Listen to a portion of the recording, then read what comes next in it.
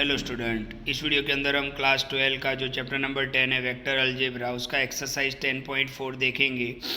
इसके आगे के वीडियो के अंदर हमने क्वेश्चन नंबर 5 तक किया था। यहाँ पर हम बात करेंगे आगे के क्वेश्चन की 10.4 क्वेश्चन नंबर 6। आपको आगे के वीडियोस देखने हो तो आप एक्सीलेंट एजुकेशन यूट्यूब चैनल से भी देख सकते हो। हमारे चैनल को लाइक करें, शेयर करें, सब्सक्राइब करें।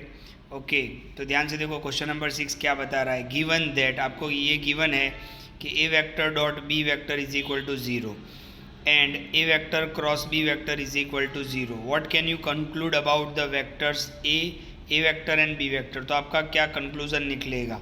तो ध्यान से देखो, बहुत ही ईजी और नॉर्मल क्वेश्चन है कि आपको ए वेक्टर डॉट बी वेक्टर क्या दिया हुआ है, 0 दिया हुआ है। अब हमने आगे डॉट प्रोडक्ट में पढ़ा था, जब दो वेक्टर का डॉट प्रोडक्ट 0 होता है तो वो परपेंडिकुलर होते हैं। तो एक तो हमें ये कंक्लूजन मिल रहा है कि अगर डॉट प्रोडक्ट दो वेक्टर का 0 है तो वो परपेंडिकुलर होंगे। अच्छा, उन्हीं दो वेक्टर का अगर आप क्रॉस प्रोडक्ट निकालो तो आंसर 0 बता रहा है।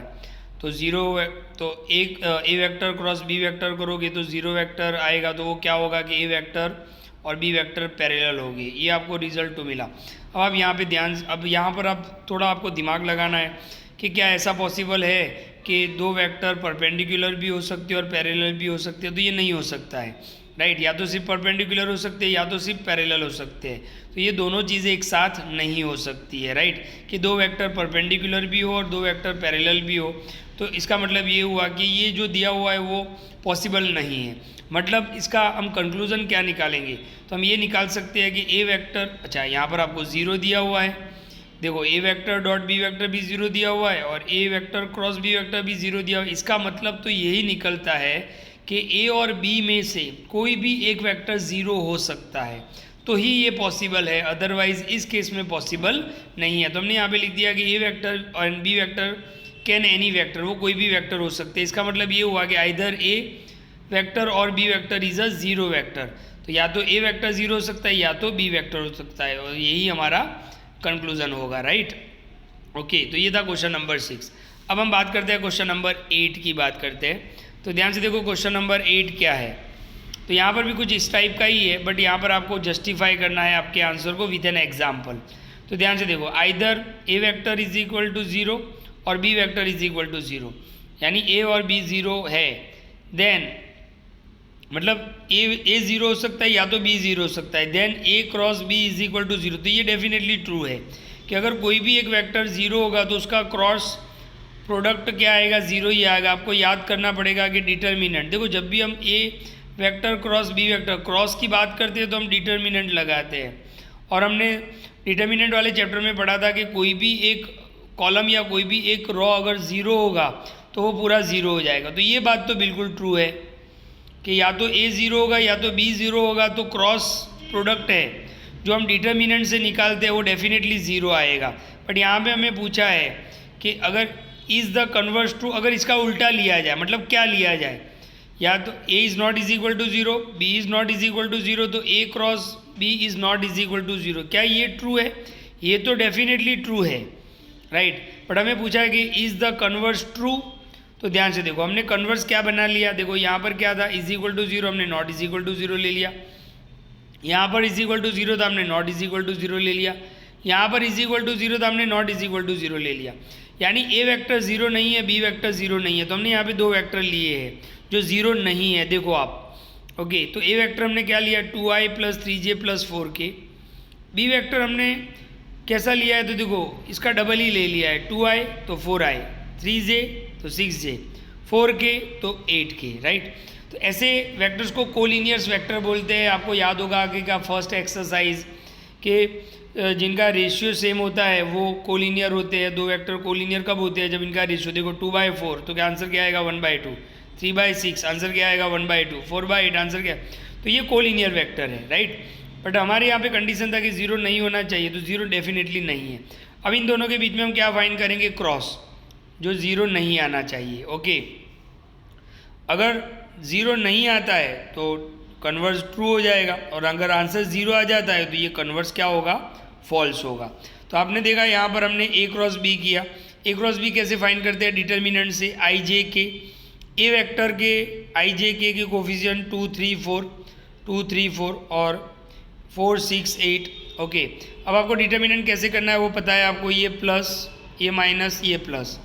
आई वेक्टर कॉलम कैंसिल रो कैंसिल, 3 8 ज़ा 24, 6 4 ज़ा 24। फिर जे माइनस ये कैंसिल 8 2 ज़ा 16, 4 4 ज़ा 16। फिर ये कैंसिल 6 2 ज़ा 12, 4 3 ज़ा 12। तो यहाँ पे तो आप देखो 24 माइनस 24 0, 16 माइनस 16 0, तो ये तो ज़ीरो हो रहा है। एक्चुअली क्या होना चाहिए था, is not is equal to zero.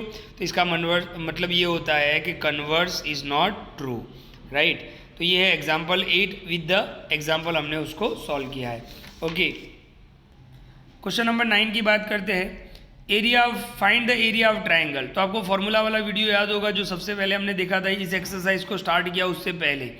Area of triangle कैसे निकलता है, तो मैं आपको डायरेक्ट फॉर्मूला बता रहा हूँ। पहले एरिया ऑफ ट्राइंगल क्या था, 1/2 magnitude of A cross B, right, A vector cross B vector. तो सबसे पहले हम ये फाइंड करेंगे, यानी हम सबसे पहले क्या फाइंड करेंगे, ए वेक्टर क्रॉस बी वेक्टर, फिर उसका मैग्नीट्यूड निकालेंगे और आगे 1/2 लगा देंगे।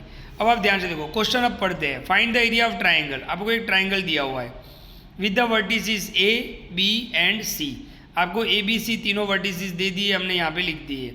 अब हमें क्या निकालना है, ए वेक्टर बी वेक्टर। तो हम क्या फाइंड कर लेते हैं, ए बी वेक्टर फाइंड करते हैं, जिसको हम ए वेक्टर लेंगे।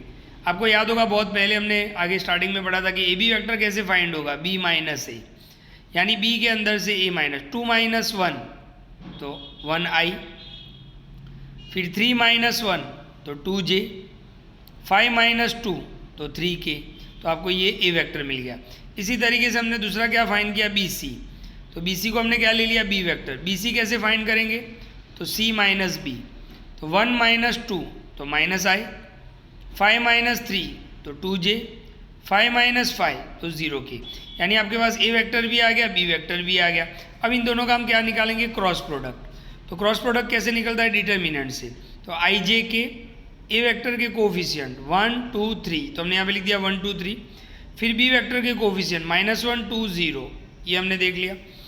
अब डिटर्मिनेंट वाला फॉर्मूला आपको बताइए, आई तो ये कैंसिल, आई से लेंगे पहले 0 इंटू 2 0, 2 3 ज़ा 6, फिर माइनस जे माइनस होता है, ये कैंसिल 0 इंटू 1 0, माइनस देखो ये माइनस है तो बीच में फॉर्मूला का माइनस लगता है तो प्लस हो जाएगा, 1 3 ज़ा 3 प्लस 3 के, ये कैंसिल 2 1 ज़ा 2 प्लस 2 हो जाएगा। तो देखो 0 माइनस 6 आई हो गया, माइनस 3j हो जाएगा एंड 4k हो जाएगा। तो ये हमें क्या मिल गया, ए क्रॉस बी हमने फाइंड कर लिया। इसका मैग्नीट्यूड निकालेंगे। मैग्नीट्यूड कैसे निकालते हैं, तो आपको पता है आई जे और के कोफिशिएंट लेने हैं, रूट लगाना है, उनका स्क्वायर करना है। तो -6 का स्क्वायर, -3 का स्क्वायर, 4 का स्क्वायर, 36 9 16 कितना होगा, √61। तो एरिया ऑफ ट्राइंगल क्या होगा, 1/2 magnitude of A cross B. तो 1/2 एज इट इज़, मैग्नीट्यूड हमने निकाल लिया है, कितना आया, √61। तो ये होगा एरिया ऑफ ट्राइंगल। तो वीडियो को ध्यान से देखें और क्लियर करें। Okay, thank you.